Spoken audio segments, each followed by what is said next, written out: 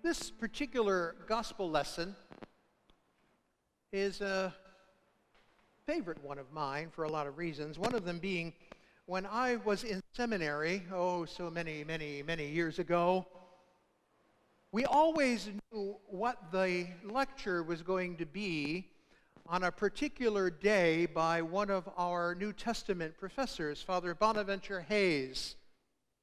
Father Bonaventure was a friar of St. Francis, because most of our professors at that particular seminary were. They lived in a friary which was actually next door to the dormitory where I lived, and you could always tell that this was the lecture of the day because Father Bonaventure would walk out of the friary, and under his arm would be a very large stuffed pig. And that pig's name, he gave it a pet name, it was Hortense. We knew that when Hortense appeared, it was going to be the lecture on this particular passage in Luke, which is called by scholars and labeled the Gerasene demoniac. Father Bonaventure himself was a rather rotund, tall person, and so it was a sight to behold him in his friar's habit, all brown with his hood and with Hortense under his arm here, and a briefcase full of books and lecture notes here, walking over to the classroom building. And when I told that story, several years ago, there appeared in my office a pig. And I don't know if some of you may have noticed or not, but it sort of has a residence on the windowsill in my office. It's been there for the last 6 years or so, since the last time I had told that story. The last time we read this, it was COVID time, so we weren't so lighthearted about such things. So it's been a while since Portia appeared. The reason Portia appeared is this is actually a cookie jar. And it was given to me by the Kisners, who used to have this in their kitchen. And Portia got her name because it is about portion control.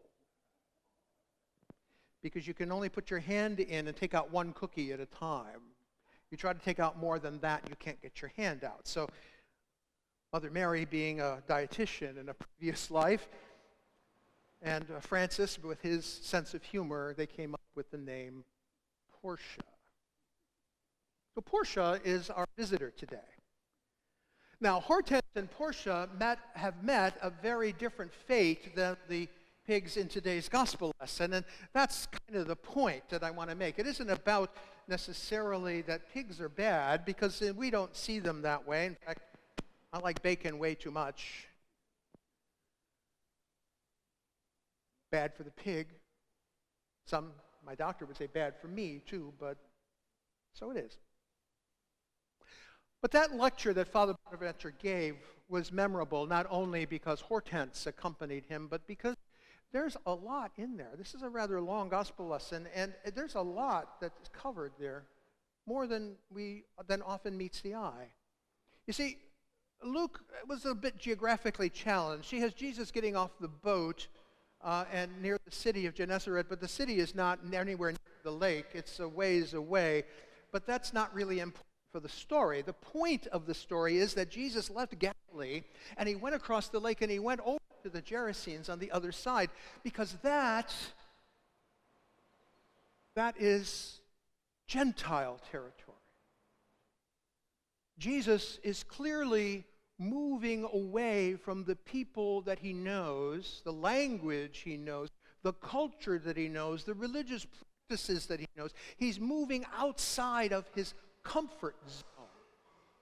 And some would say it's a bit of a foretelling of what would eventually happen with the good news of the gospel, that it wouldn't be reserved only for the children of Abraham by blood, but rather be for all the world, for Jew and Gentile alike, as we heard in Paul's lesson today.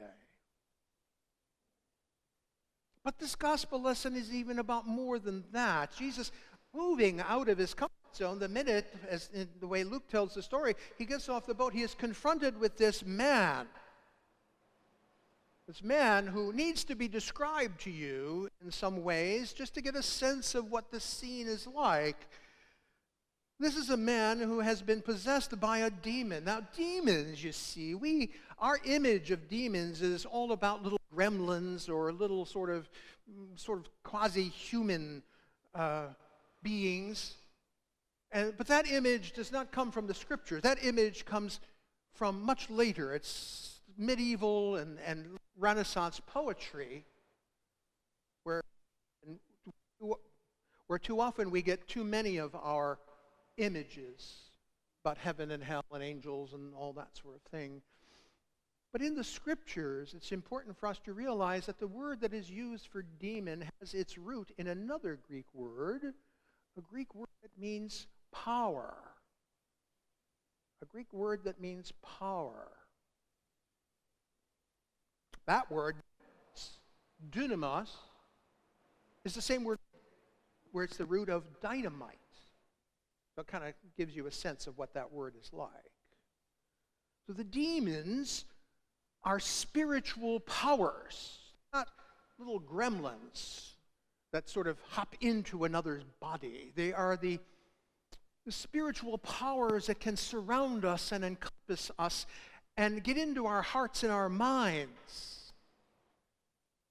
But these are pretty powerful spiritual powers, because Jesus asks what his name is, and he spits out the word legion.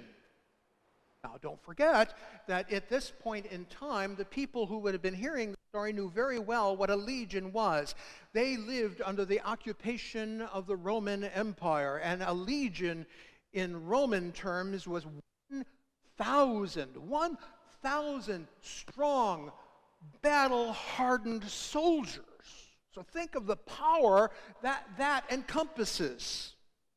1,000 battle-hardened, strong soldiers of the Roman Empire, and they are saying, that's who we are.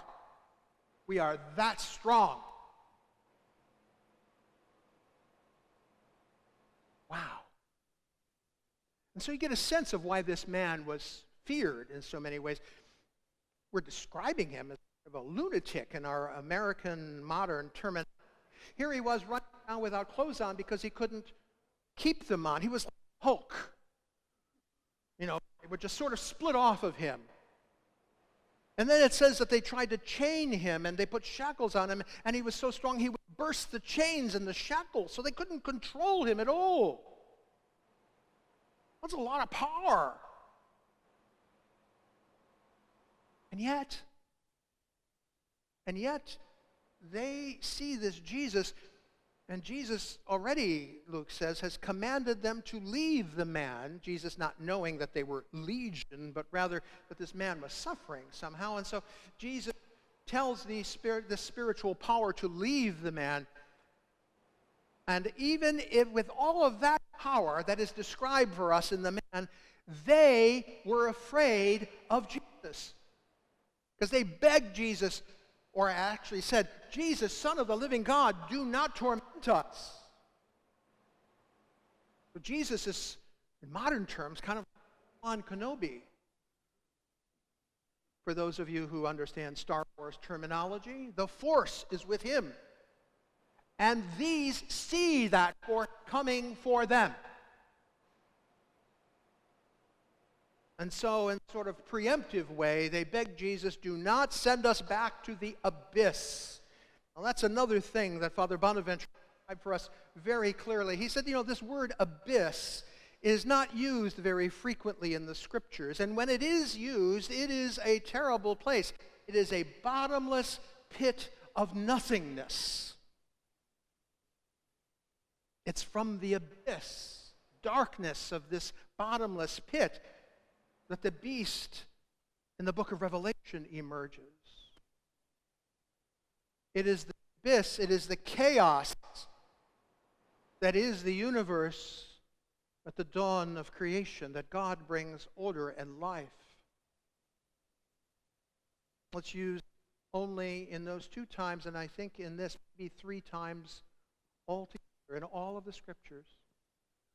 And Luke chose this word for here. These demons so fear the power of Christ that they do not want to be sent back to that terrible place. And so they see the swine. Now, it's notable, again, geography is important, the swine are there. Now, if this were Jewish territory, you wouldn't see a herd of swine anywhere, because the law of which St. Paul talks in today's letter to the Galatians, he says the law proscribed that sort of thing. It gave you a checklist of things to keep you in line. You didn't eat this, you didn't eat that, you did eat this, you did eat that, you ate it in this prescribed way, you did this religious ritual, all of these different things. And Paul says, we don't need that anymore because we have Christ. And so all of this starts to work together in this understanding of what this gospel lesson is trying to teach us today. Because if we continue with this idea of the demons as being these little gremlin, creaturely kind of things, it's easy for us to see, oh, this man is possessed, and so Jesus chases them away, and they go and they take up residence in the pigs, and the pigs are destroyed, and that's all well and good. The man is healed. Isn't that great?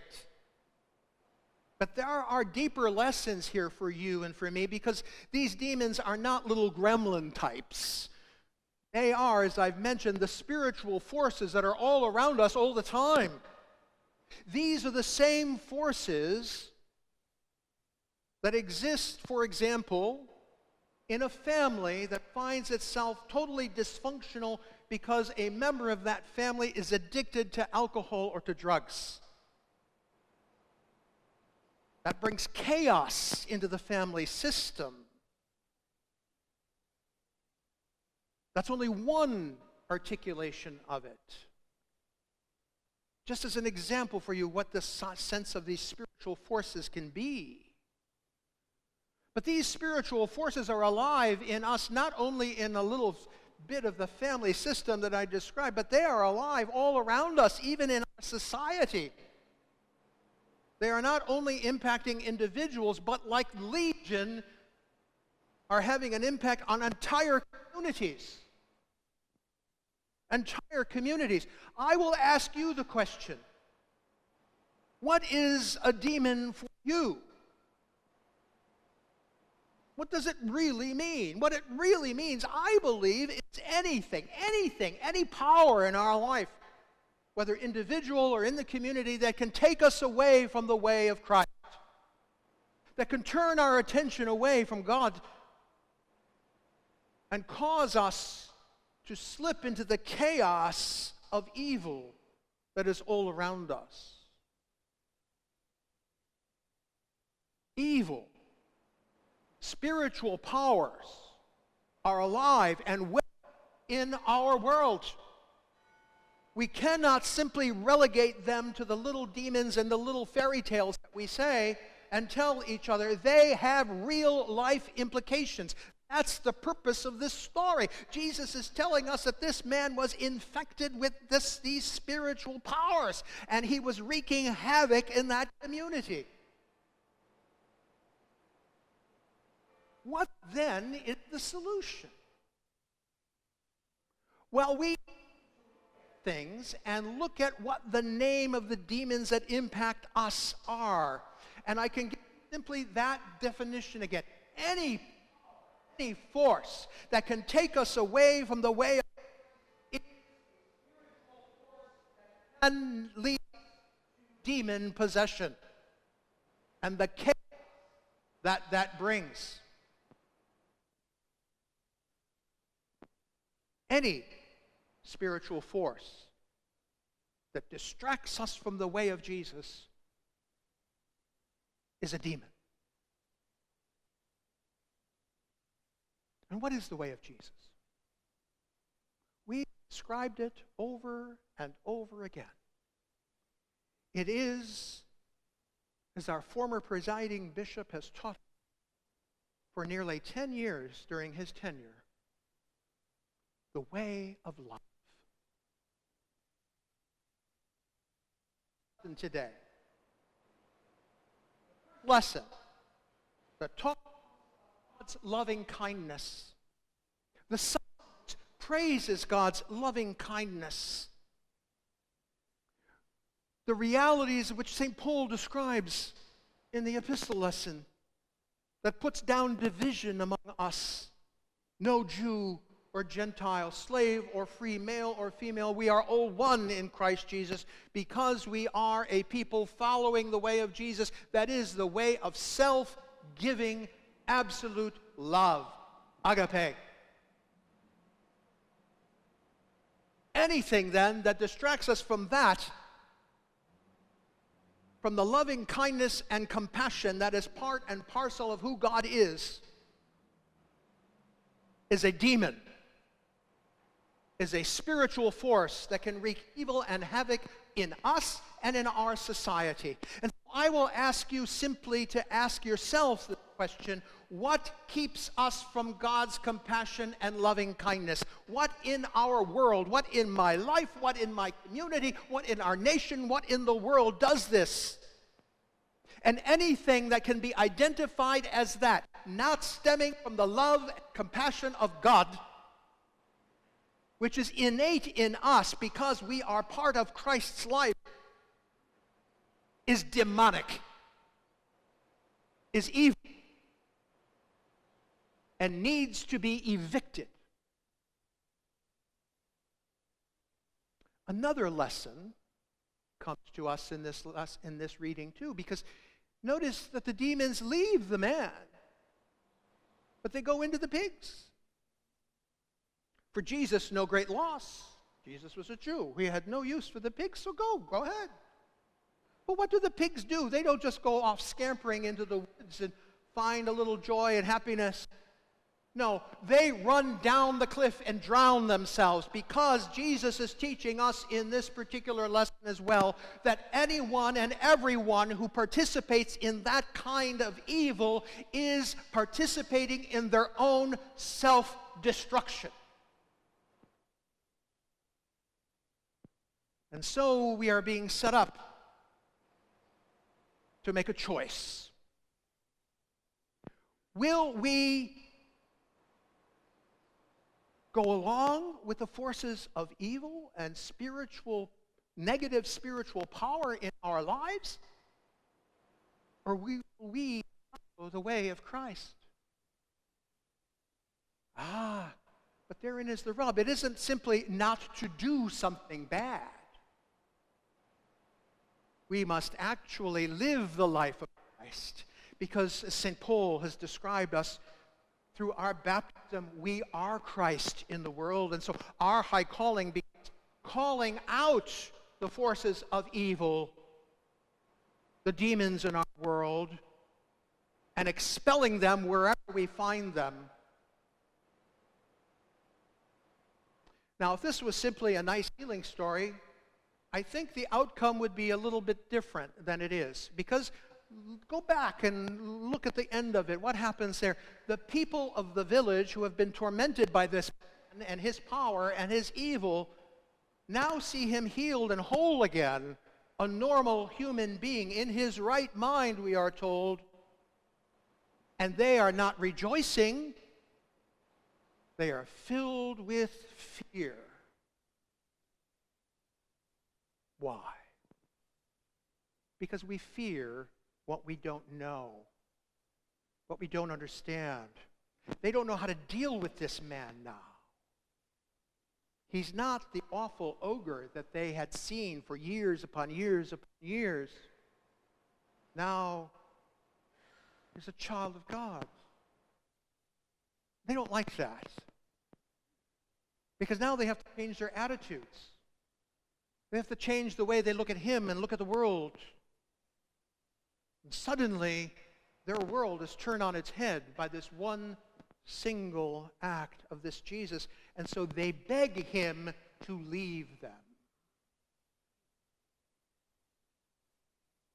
How many of us are like them? That when something becomes right, when justice and loving kindness and compassion begin to prevail, we prefer to turn the other way and say, not on my watch. I want the old way. It was better.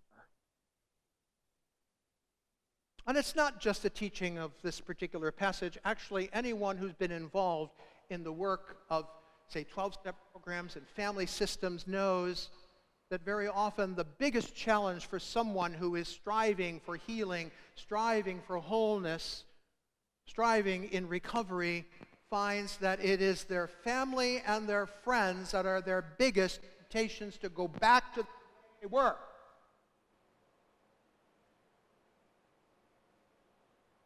That a whole way of life has to change.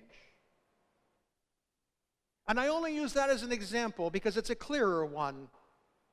That things are all around us today in our society, in our own government, and in the world. Sometimes it's easier for us simply to say, no, I just want it to stay the way it is. I know that way. I can deal with that. But the power of Christ comes along and changes things, and suddenly we don't know what to do anymore. And so we beg Christ, leave us. Stay in your pulpit, pastor. Don't address the societal ills of the world, church. No. Can't do that. Because if we do, then we are not following Jesus. Because if we do, we are paying lip service. The very thing that the prophet tells us today is abhorrent to God. No, Portia, you were saved the fate of your friends so long ago. So can we be saved by the grace of Christ, by our faith, but only if we decide for Christ. Only if we decide that the spiritual forces that want to infect us, the demons of our life in our society, are kept at bay because of Jesus. The challenge is recognizing who you are. Because you are Christ in the world. That is our high calling. To be for the world the very presence of the body of Christ. To be Jesus. To cast out the demons, not only making individuals whole, but to turn our communities and our societies upside down so that they can find healing and wholeness too, if that's what they truly seek. But this gospel lesson also tells us it's not easy because they don't want Jesus. They really don't want the healing that comes with the power of Christ. So Jesus retreats, goes back to his home, where even there he is rejected. So do not fear, whether it's family, friends, neighbors, or strangers. It is your task to exorcise the demons all around us, regardless of how strong. Because in the face of Christ and the good news that Christ gives us, we are powerful indeed. The question is, will you answer that call?